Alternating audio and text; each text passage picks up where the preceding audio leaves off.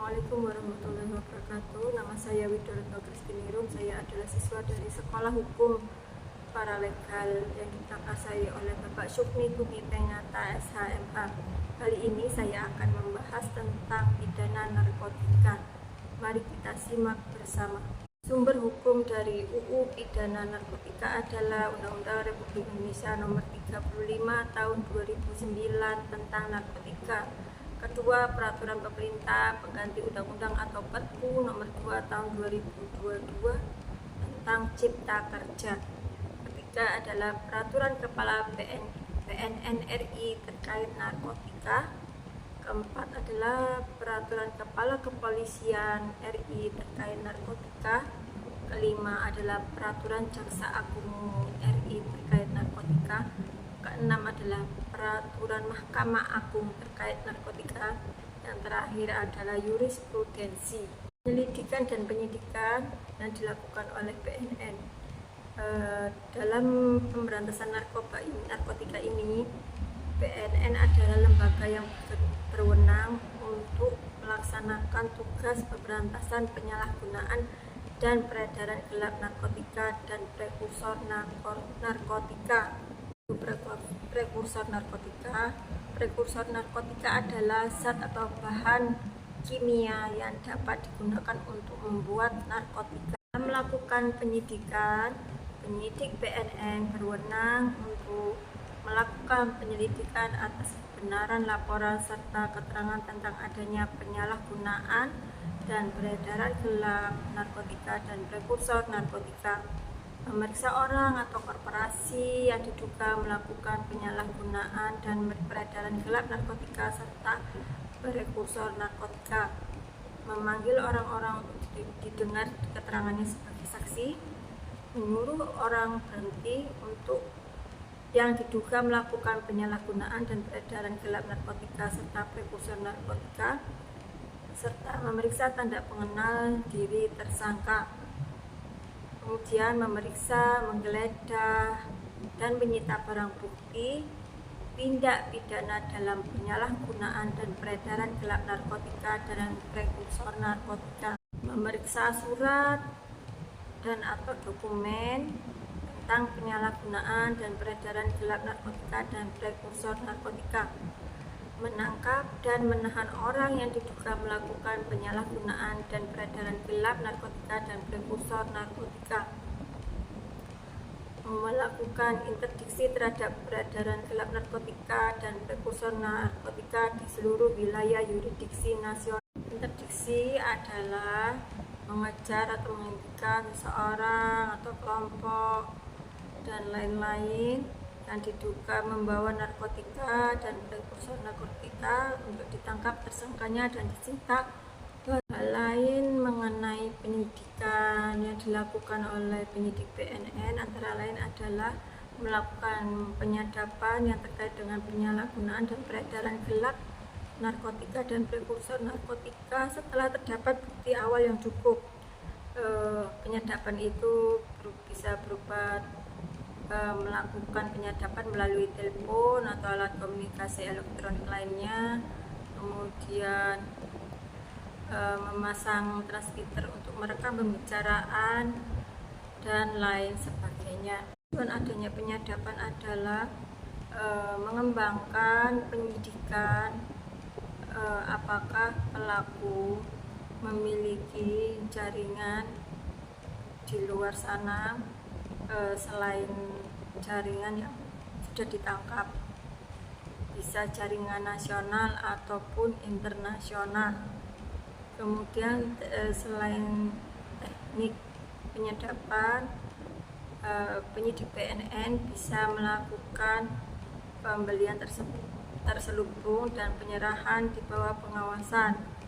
Kemudian penyidik BNN juga berwenang untuk memusnahkan narkotika dan prekursor. Hal yang dilakukan ketika seseorang menjadi tersangka antara lain melakukan tes urin, tes darah, tes rambut, tes asam deoksiribonukleat atau DNA, atau tes bagian-bagian tubuh lainnya. Tes-tes tersebut digunakan untuk dapat mengidentifikasi apakah tersangka tersebut adalah korban, pecandu, atau pengedar. Sambil sidik jari dan memotret tersangka, melakukan pemindahan terhadap orang, barang, dan binatang serta tanaman yang diperlukan untuk keperluan penyidikan.